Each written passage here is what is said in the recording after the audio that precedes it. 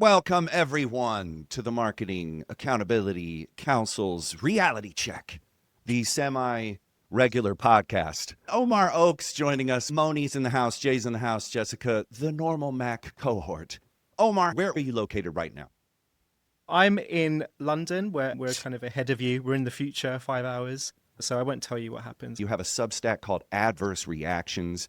You're a journalist. You're a former editor at Campaign, founding editor-in-chief of the Media Leader. You're not playing around. One of your pieces recently was titled, "If you make $5 billion a year from scam ads, is that a feature or a bug?"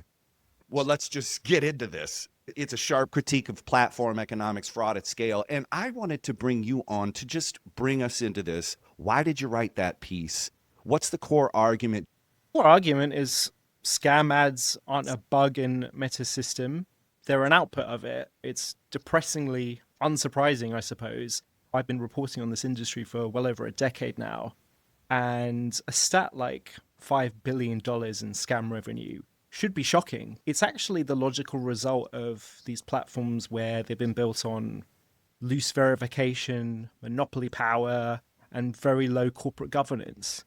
So the answer to my own title is it is a feature, not a bug. So it was rhetorical. What's the response from the industry? The response has been a mixed bag. You have a lot of people who say, yeah, right on, this is great. This is what, more people need to say this. It's funny. I feel like I've been talking about these things for a while, but yet people still feel that there's a vacuum that needs to be filled with honest commentary. But also I do detect a lot of reticence among the wider advertising community that, like, what are we going to do about it? This isn't a new problem, so we need solutions, and, perhaps we can talk about that. In the piece, you say it isn't just about bad actors slipping through. It's how the system's designed. Who's helping this stay this way? Why aren't things changing? Well, I think it's because fundamentally it's a long-running problem that is new and still hasn't been solved. So if you compare it to in the 20th century media environment where you had a very established system that's built on compliance and an established way of doing things, you've got these tech platforms who came first out of nowhere as free, frictionless, brilliant at building these network effects, brilliant at attracting huge numbers of users. That reminds me, there's only two industries where they refer to their customers as users. One is big tech and the other are drug dealers. Just saying. But, they switched. These things were free. They were ad free. And then somewhere along the line, they wanted to get super rich. So they switched on advertising to this massive user base. But a lot of these people that came on this platform, they're not verified. Anyone can pop on there and say that they're whomever. And that's incompatible, we now know, with a system that actually wants to have clean, hygienic ad products. And on the editorial side, the algorithm, as we all know, it rewards rage bait, shit posting, urgency. And it's exactly the kind of environment that scams exploit. God damn it. Here's what I was thinking earlier today, Omar. This platform, social media, is addictive. And yet, y'all still couldn't sell stuff through it good? That's the question. I was wondering if I was selling digital advertising, if I had a product that was addictive, like alcohol or something like that, it'd be easier to market because people are hooked. And now you're proving that social media is something that people were hooked on, users, and you still couldn't do the advertising right. Is it because the scam ads are here? Is it because you can't do good ads on this platform? Let's put it this way. The simplest proof that platforms endorse fraud ads is the fact that they never refund the money, right? That's number one. Number two, every pound that a legitimate advertiser spends on a platform which gets all this money from scam ads like Meta, they have to realize the fact that they're partly funding a system that defrauds the consumers they're trying to reach. And to your point, I mean, there have been platforms that have been around for ages who have questionable content that lots of people don't like, and they take money from advertisers who don't necessarily care about being brand safe. They're called pornography websites. And so this is the logical extension of when you create an environment where you don't actually have high levels of compliance, high levels of trust. It's not mysterious at all. What has changed is the industry response seems to have accepted this. And there's an interesting graph in your piece, and it's from Credos. It's a poll. it says public trust in ads continues to grow. How is it that trust in advertising is high and this shit's still going on? Well, it's not high. That's the thing. If you compare it to other industries, and there are other polls where they do this, advertising is one of the least trusted professional industries there are. That's what I thought. And the pollster that you mentioned that had this 40% figure for people that trust advertising, that figure is up on the last 5 years, by the way. So they presented it as some kind of win, right? Right. But if a majority of people still aren't trusting your product, you think that'd be a cause for embarrassment, but actually they seem quite happy about it. So number one, I don't understand that. But number two, what I think everyone does understand is that this crisis in trust, and it is a crisis which has been going on for a while, they've been brought about because of online ads, which, going back to the before times, if you think about how it is now, I watch ads in the bathroom. You know, I have a little holder where I watch YouTube videos while I'm brushing my teeth because, don't ask, it takes me about 10 minutes to do all the things I do with my mouth in the bathroom. You look great already. We didn't have that sort of thing 20 years ago. These online ads incrementally have brought an avalanche of new advertising into our lives in all sorts of ways. And think about it, if at least 5% of it is scammy, and that's being generous, right? Plus all the legitimate stuff, which is increasingly all this slop, this AI slop, drowning out all the rest. You can give out, if you're a big advertiser, you're a big agency, you can give out all the Cannes Lions you want. You can laud all the creative directors, modern day Don Drapers, all you want. That high-end stuff is being drowned out by all this sludge at the bottom. And you could go into your technical stacks. You could be a marketing technical wizard. You could get lost in that and still not touch this problem. I want to open up the floor. I almost see a parallel between that 5 billion fee, if you will, right, to as like a settlement for like Enron or something to pollute the ocean and just write it off because the benefit outweighs that fee. Do you see that parallel too? You've actually reminded me of something which is probably a more analogous example to an Enron, where if you remember Facebook, when it was called Facebook, around the time of, I think it was 2019, they were fined something like, I want to say $3 billion by the FTC for one of their many misdemeanors. I can't remember exactly what it was, so I won't try right now. But that, compared to Facebook's even quarterly ad revenue, let alone, it's just nothing. And once the FTC says, okay, it's settled now, pay this fine, move on, you've indemnified them, to your point. So there is actually precedent of regulators. I know people will be listening to this and they'll just be screaming at us, I know, saying, wow, they need to be regulated, governments need to do this and governments need to do that. I do want to just push back a little and just say that as a journalist, I believe in free speech as much as possible. I don't want to heavily regulate the media industry and the advertising industry, but we can have a conversation about regulation. But I don't want anyone listening there to just think that needs to be the default answer to everything. Yeah. And how would you regulate it? I mean, I'm watching something about prohibition in United States, and did we get that wrong? I think we did. But was our heart in the right place? Yeah. Kinda, but you're missing human nature, and that's where I kind of want to get back to this human nature thing. Marketers are watching this, they're listening to this, they saw that 5 billion. I think that's a smaller number. I thought it was 15 something. Like, it was a percentage of Meta's revenue is knowingly going to this stuff. They're optimizing for it. They're not saying no. They're not, like Omar said, giving refunds. They're actually making it possible for this stuff to proliferate. What are we supposed to do? What is a marketer, Joe and Jane, out here just working in the trenches? What's our response to this? Because it can't be, that's wrong. Because, okay, yeah. And then what? Because if you don't spend this money, you don't get this money. And you just told me for years you would put it into Facebook, and now you don't want to? Why?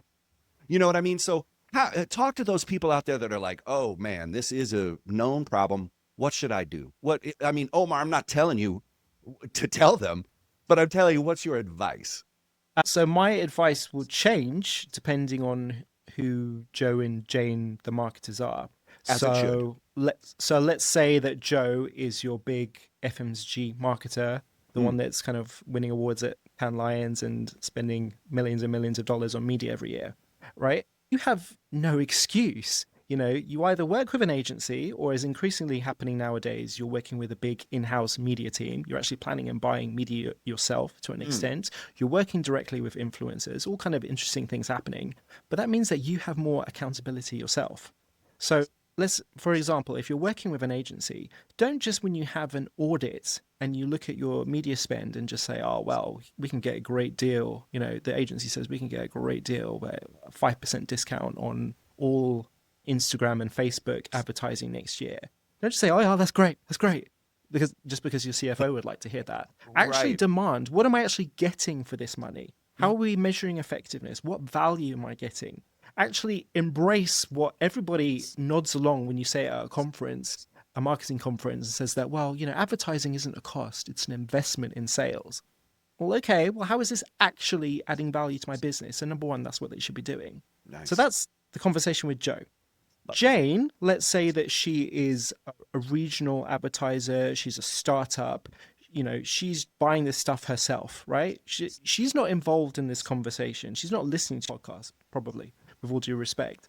But she is just buying ads on YouTube herself. She's buying ads on Google search, maybe Instagram, depends on her business. You don't know what you don't know. She doesn't know about all this stuff. She's not involved in the conversation. So how do we pull them into the conversation as well? What I'm getting at here when you pull this together, so this is great that you're doing this podcast. It's fantastic. Sure. And there are other forums where the industry talks about accountability. But the problem is we don't talk enough to the people who are actually funding this system. And these are the small businesses who make up the majority of Meta and Google's advertising. But yeah, you base. could just put your ad spend in, and they'll just spend it however they want. They say, just put in $5,000. And a small brand is falling for that daily. Yeah. And if you saw what was happening at Advertising Week New York last September, you had Facebook who was going there and they were telling bigger advertisers, you don't need agencies, spend with us. And you imagine it, even if there was like a full boycott, there was like this massive come to Jesus moment among the world's biggest advertisers, and they decided they were going to boycott Meta tonight. They'd lose about 20% of the revenue. It would be damaging, but it wouldn't be fatal. Much. So I don't want to let the marketer off the hook too much, because we are also culpable in this, right? We play a big role. And in fact, that in the sense that like the analytics hit our dopamine center, like we are obsessed with the numbers, and part of what keeps this train going is that we have to like get that, like you said, that drug, that fix of like, I need to check these numbers, and that sense that like signals something about my ego or my self-worth or my, my job and how good I am and da-da-da-da-da. So like, talk to me about how much of the difference in digital advertising versus any other advertising is the immediate result, right? I get the like, I get the conversion, I get the click, or whatever the signal is that like, this is quote unquote working, right? If in commercial days, like if there was some signal that said this commercial is working, that would be a whole different medium, right? You would kind of see some of this. So like, talk to me about how the effect of quote unquote the immediate result is playing in this game. Because if you remove that, this is a different thing, right? So it's like the fact that you can cheat is because there's an immediate result here. There's a click, you can manipulate it. So like, is part of fixing this removing that, changing those mechanisms? Like, where does the kind of immediacy of the response play in this whole thing? I think I had to qualify this. I'm not a marketer, but from my perspective, the short answer is no. It can be incredibly productive, as you say, but there is obviously a value to doing response advertising, and I'm not denying that, particularly if you're a niche business, if you're a regional advertiser, if you have a specific marketing objective that you want to do, this can be incredibly powerful to have that instant reaction, right? And it's not like the TV companies nowadays with online video demand solutions, they're in this game increasingly too. But the point is, when I talk about value and ROI, we talk a lot about the importance of brand building and salience and how your advertising needs to be a part of culture. That takes time. It just takes time. And I think what we're seeing en masse, this is where, feel free to tell me that I'm wrong on this, but I just see this incredible lack of confidence in the principles of advertising because I think it's fundamentally due to this mass financialization of corporations. And when it comes down to media and advertising, and let's be honest, for a lot of marketers, the advertising part isn't such a big part of their day job. They're focused on a lot of things with the customer and the supply journey, the supply chain, etc. They just want the numbers to work. It's just the whole vibe of everything. They just want the numbers to work. I think that is the more pernicious thing, rather than the merits or not merits of instant results in marketing. Could we talk about consequences? Like, as a dad, I hear that that's what my kids need, right? Natural consequences. What are the consequences for this racket? There are none. I'll answer that. Did you listen to Sarah Wynne Williams' book or read that book? I read it, yeah. Yeah, I listened to it. I couldn't stop listening. She literally talked about her shark bite, and that was the start of the book. And then everything that happened at Meta was worse. We can talk all we want about our industry, but I want to talk about the consequences of what has been enabled by these platforms on the trust in society. Looking at Zuckerberg and Sandberg, who was Cheryl, who was literally preaching this whole feminist thing while sexually harassing this woman. They are the least trustworthy people I've ever seen, and they have the key. And so how in your mind is it affecting us as a society beyond the advertising industry? That book is a great example, because it actually brought to light something which I don't think gets talked enough about. Is you had this she was a translator, a diplomat, very worldly person thinking about international relations, and she saw the game quite early that there are some businesses who, because of these network effects that we've talked about, they are so powerful and so influential, and over time got so financially big.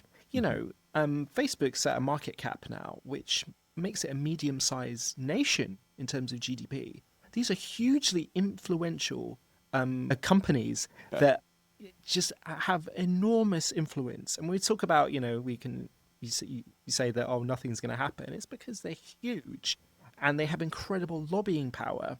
In terms of the wider influence on society, I think it leads to this sense of cynicism, because I think I think Sarah Wynne Williams kind of mirrors how a lot of people felt when they first joined Facebook or other social media. Thought, oh, the world's connecting together. You remember Arab Spring was like with Twitter, and you thought that, oh my God, this citizen journalism, and kind of we're all going to be connected, and it's fantastic. And the truth is, social media can be like that. Jake, at the top, you mentioned that we've connected because of social media to an extent. That's right. It can do that, has that power. But the problem is they wanted to get super rich, and they didn't want to have any of the guardrails that we had in the 20th century around the traditional media and advertising ecosystem, which wasn't perfect. But what you have now is this rather nasty, in my view, attitude towards advertising that comes out of Silicon Valley, who they don't think. I think advertising is so important to media by subsidizing it and making sure that good media is accessible to all, not just the rich. But they don't think like that. Elon Musk thinks that advertising is for losers. Right. He said that. Yeah. He's on record as telling advertisers to go fuck themselves if they don't agree with his policies. Right. There is no sense of community. It's my way or the highway. So this is very much a means to an end. And unless you find a way to regulate on that basis, I just think that the more that people continue to use these platforms and the advertising and editorial continue to be what it is, trust is going to continue to wither. We have Jake here. You got pissed last week. So did I. You're on Substack. I'm on Substack. Oh, I have to bring it up. I got mad. Well, Omar, I left Substack. Well, I closed my account, but I was like, Polymarket doesn't need to be here. There is no reason for us to be live betting on media and journalism. Yes. It just doesn't make sense. And then from the platform, Substack was like, this is a perfect marriage.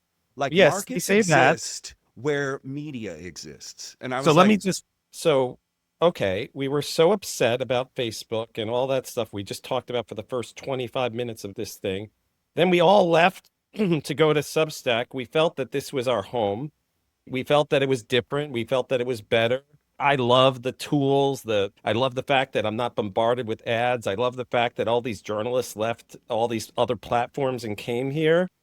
And then somehow, some way, there's a need for them to make more money than the Mac has made $1,000. So they got 200 of that $1,000.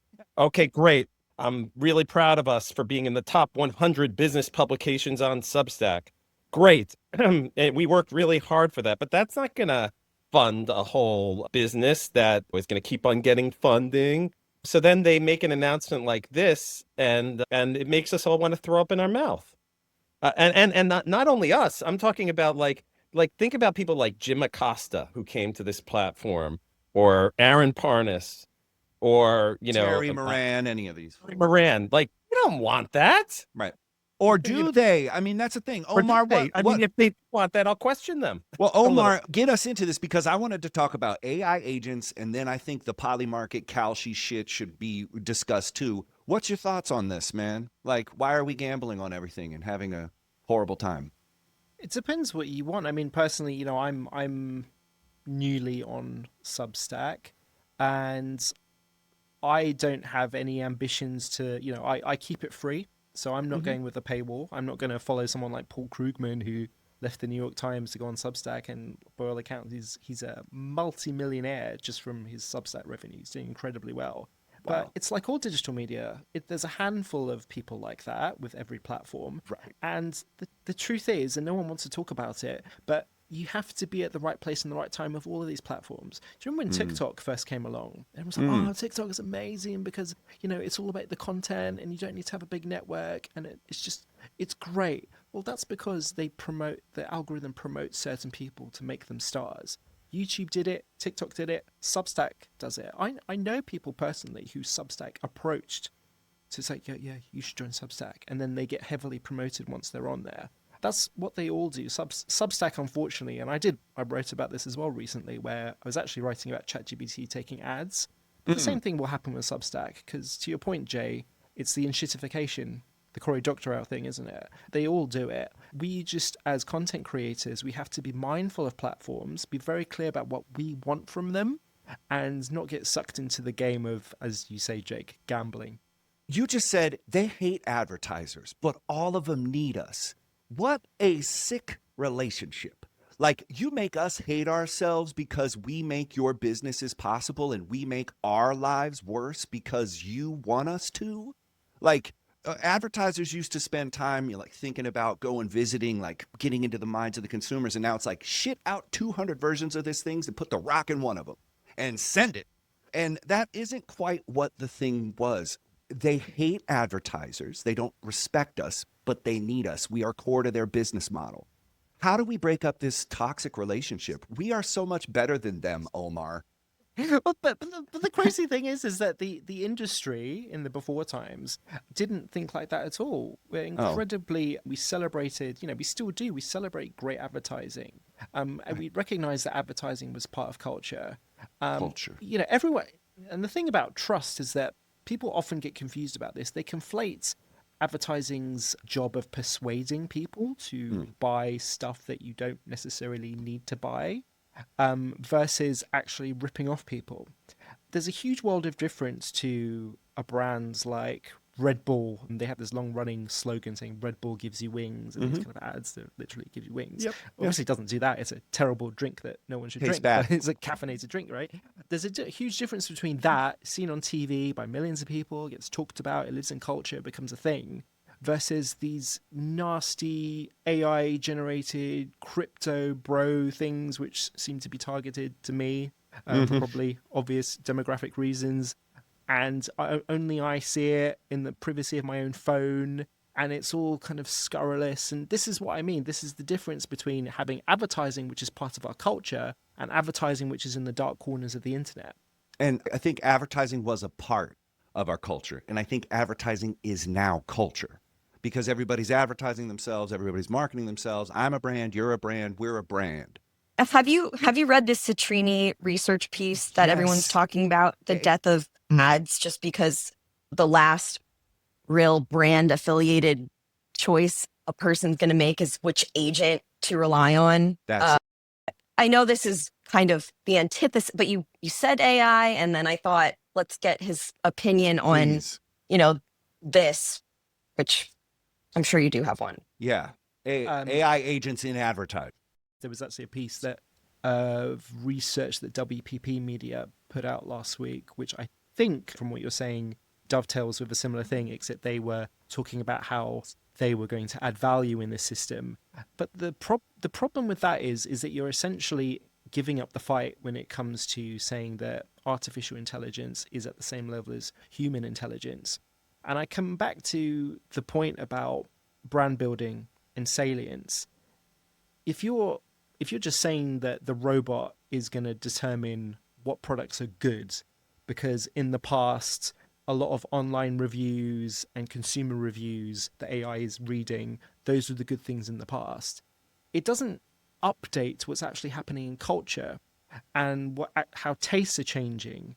And it's just so reductive in terms of all the possible data that is out there in society. And that's why I say, when you make a grave mistake when you actually conflate it, when you're actually putting on a par artificial intelligence with human intelligence, because you're denying the fact that we all have this hugely powerful supercomputer in our brains, which computes data that even edge computers, my understanding, can't get close to. Right. So it's a technical fail as well as a philosophical fail. Damn. Jess. I also think it feeds to incentivizing possibly misleading information to be fed into these agents through like slop content or a listicle, right? That can be part of that fresh content that AI can analyze, right? So So what you're talking about is like the whole reason why the Clean Data Alliance was formed. Not to do a shameless plug, but Plug the away. one per show. one for show. All of the stuff that informs the AI, they're scraps. And if the data isn't true and it's piped into this system, that leads to decisions that are made.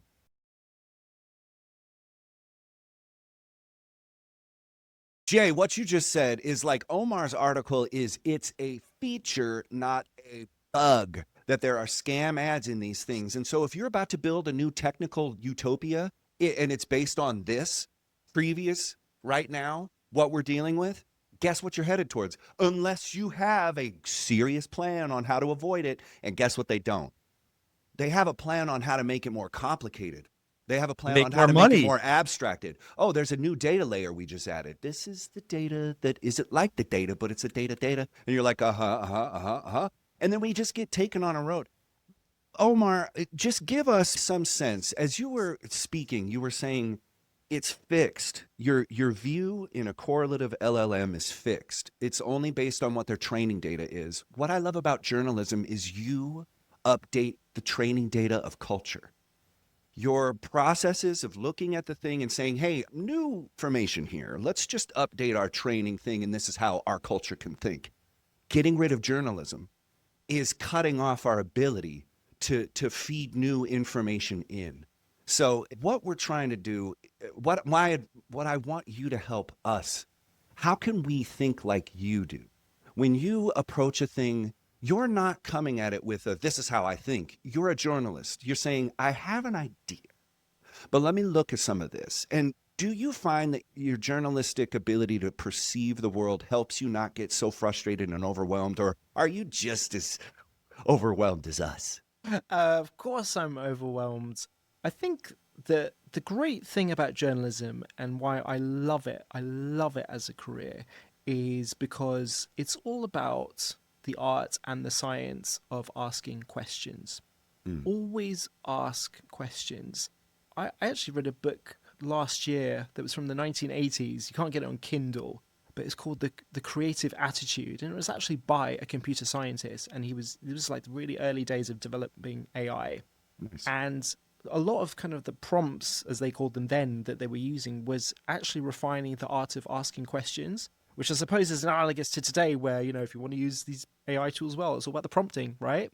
Right. So it's all about framing what you want to get out of things. So if you're kind of an interviewer, it's all about the questioning, right? If you want to, you know, lead someone down a path, if you want to do that. But if you actually want to find out what's happening in the world, if you're actually interested in truth, then you have to have different tactics for asking questions. So questions are incredibly powerful. So rather than focus too much on whether I'm overwhelmed or not psychologically, I always try to think about, well, my job here is to add value by asking questions that uncover something that's nobody knew before, or to put it in a way that makes people think about something a little bit differently. And questions are the way to do that. How often do you fight with I mean, like, yeah, how many times? It happens all the time to me where it gives me an answer. I say, no, you're wrong. And they're like, you know what? You're right, Jay.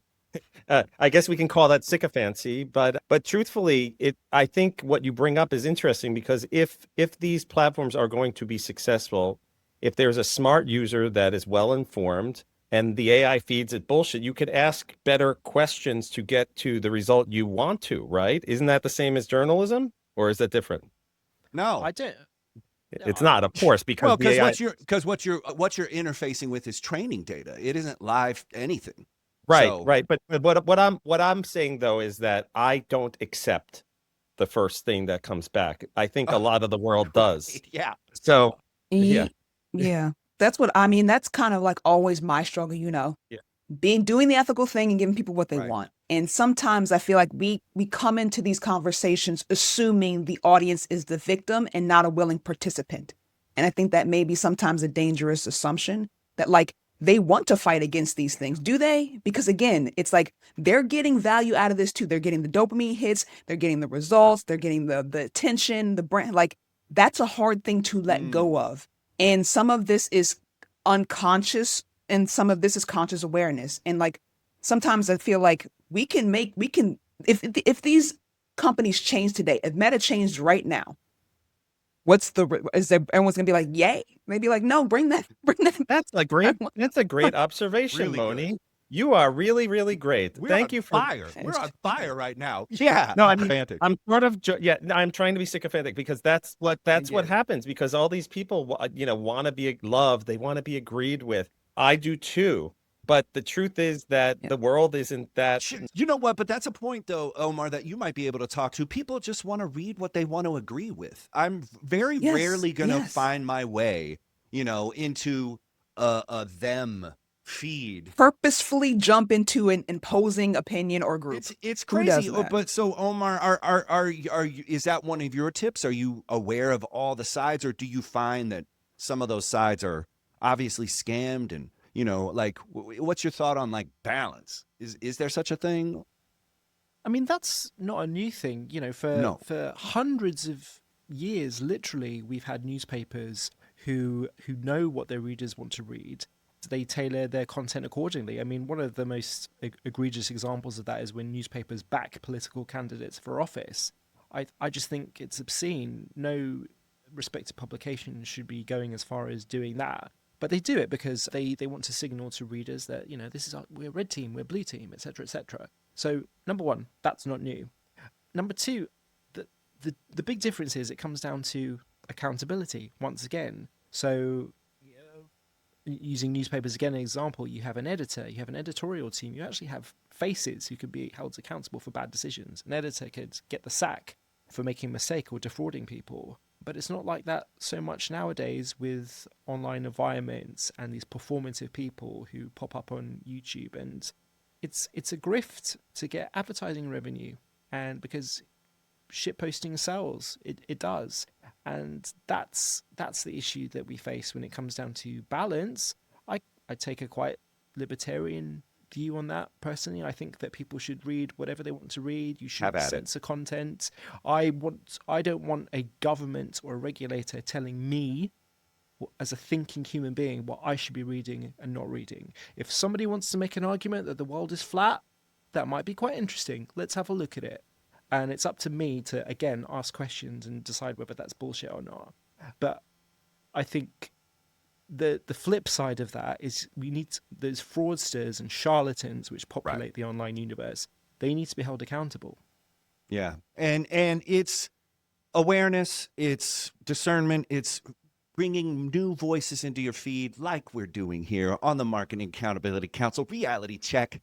We have Omar Oakes from the UK, Moni Ayolade from DC, Jay Mandel from Yonkers, Jess from the hinterlands of California, Jake Sanders here Thank you for waking up so early, Jess. from Denver, Colorado. Look at us. Omar, thank you so much for joining us. People need to follow you. They have to support you.